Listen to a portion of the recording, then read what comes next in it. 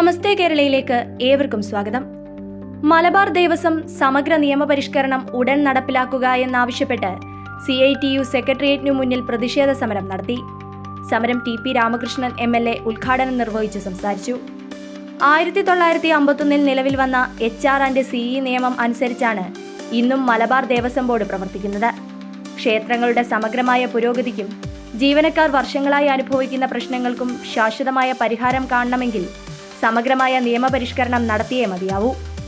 മലബാർ ദേവസ്വം സമഗ്ര നിയമപരിഷ്കരണം ഈ വരുന്ന നിയമസഭാ സമ്മേളനത്തിൽ നടപ്പിലാക്കണമെന്നും ജീവനക്കാരുടെ ശമ്പള കുടിശ്ശിക മുഴുവനായും വിതരണം ചെയ്യണമെന്നും ആവശ്യപ്പെട്ടാണ് ഈ സമരം സെക്രട്ടേറിയറ്റിന് മുന്നിൽ നടത്തുന്നതെന്ന് അദ്ദേഹം പറഞ്ഞു. CITU തിരുവനന്തപുരം ജില്ലാ സെക്രട്ടറി ജയൻ ബാബു, സംസ്ഥാന treasurer P. Sreekumar, P. Ramadas എന്നിവർ പങ്കെടുത്തു. News bureau, Thiruvananthapuram.